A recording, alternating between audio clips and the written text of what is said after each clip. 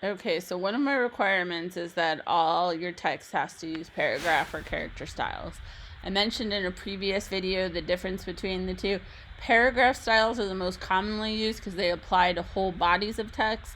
Character styles, by contrast, usually apply to a word or a phrase. So, for example, in a textbook, when you see a vocab word bolded, you would use a character style, but there'd be a prevailing paragraph style overall in the text. Just to show you in this existing file, so this one has paragraph style set up. Let's just go in here and look. So we can see blue page paragraph, and it has all the settings. And so each one of these has its own style. So if I wanted to change one, it would change all that are using that same style. It just allows for both consistency and efficiency.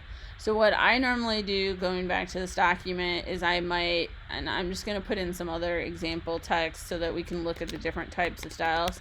I might type subhead or have a subhead, and then I might have, the body copy. There might be just different varieties, and it's feeding stuff in just based on word. I could actually delete all of those. In fact, I'm going to right now just so I don't have those hanging out. And it'll set everything back to basic paragraph, which is the sort of default. So what I normally do is I pick one page. So start with one page that you feel has all the elements, and I format it and I decide what I'm going to do. So I might say, okay, I have Arial. I want this to be 10 point. I don't want this 20 point leading. Maybe I just want, auto is not 20 point. It shouldn't be. Weird. So I might adjust my leading. Notice it's only changing right now what's highlighted. But maybe I decide, okay, that was what I was looking for. Maybe even a little less. That's good. I like that. So now I want to make a paragraph style. So I'm going to come here to the paragraph style panel. And if you're not using the typography option that I recommended, you can always find anything in window. In this case, it's under type, or no, actually it's under styles. They've moved it again. Paragraph styles. So here I'm going to go ahead. I have the text that's already formatted. Highlight, go to new paragraph style. And for style name, I like to name it exactly what it is. So body text. By default, it will automatically, so it'll say no paragraph style plus all the changes I've made. You could, though, like if you knew exactly what you wanted to do, you could come in here and manually put in your own values. So there's regular character, like this can get as complex as you want it to. You can put in underlines, you can put in all sorts of stuff. But you can see clicking through here just to get an idea of like the level of complexity you could put in.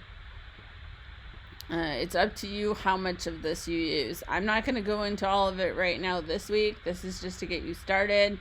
But I will, for next week's tutorials, get into more details. Alright, so I'm going to go ahead and click OK. And now I don't understand why it's not cooperating with my CC libraries. But it tends to want to add stuff to your CC libraries. Now, because I've set up that paragraph style, I could highlight the rest of my text. Do this. So all this text that's not currently formatted correctly, and I can click body text. So I'm getting the plus, meaning it's not applying everything quite correctly. If you ever see the plus, you can force it by clearing overrides here. Alright, so the plus is gone. So now we notice that quickly changed all my type. I didn't have to manually select everything. I know this isn't a very big section, but it's a lot. Let's say I decide now, I'm like, you know what, I don't want to use Arial. Arial's not the right font for this project. So I come in here, I can select a new font. I'm just going to pick one that I know will look different. Let's say I select Baskerville. Because that's applied, everywhere it's applied, and I should have gone back in the part that I used. So when you set it up, it won't, like when you do use existing text to make a style, it doesn't automatically apply it. So I'm going to come in here, I'm going to just select body text. But we notice it changed all the stuff that was already selected. it added it. And anytime I want to make a change, like I come back and I say, oh, you know what, now it needs more leading, this font doesn't look the same, again, it goes ahead and it reformats everything. So that's really helpful. So then with the subhead, I might come in, or I will come in, let's say I've decided to make it a color. I don't know, 18 points, probably bold, maybe bold italic, I don't know. I'm just picking something. So again, I go to paragraph style, I just do new one. I'm just going to call it subhead so I know exactly what I'm looking for, and I'm going to click OK.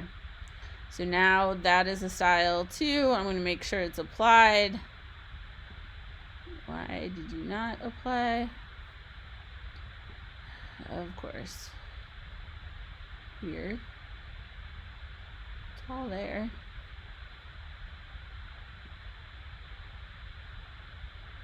Huh. It's really strange.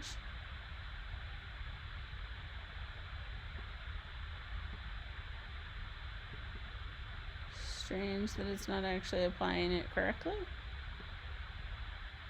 Alright, so let's say now I go, oh wait, that wasn't supposed to be that. Remember, we changed the other font, so let's say I decide Baskerville.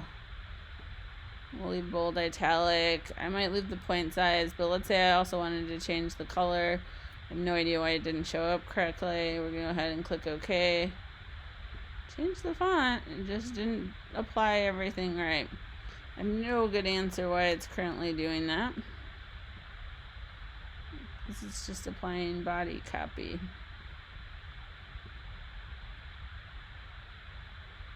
Okay, I like when a computer is possessed. Yeah, so, but yours will work fine. It's just always when I demo, it seems like something goes wrong.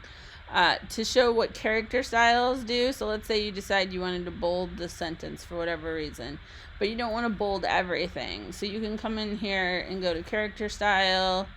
I'm going to say none. We're going to go ahead. In fact, I want to delete this one. And maybe that's what's causing the interference over there. So now I might go in and say new character style, and I'm going to do basic character formats. So I'm going to say Baskerville, right? And instead of regular, again, I want it to be bold, and maybe that's all I'm going to add. So now when I apply that, it's going to just make it bold. I'm really irritated why. Okay, now it's showing plus. Alright, so now I'm going to clear overrides, and now it works. So it must have just been lagging for some reason, but that's the difference. So character style updates a small piece, paragraph applies to an overall piece, and we can get much more tricky. I'm just showing you how to get started. I'll do videos next week really getting into more of how to manipulate text, because there's so much you can do within InDesign.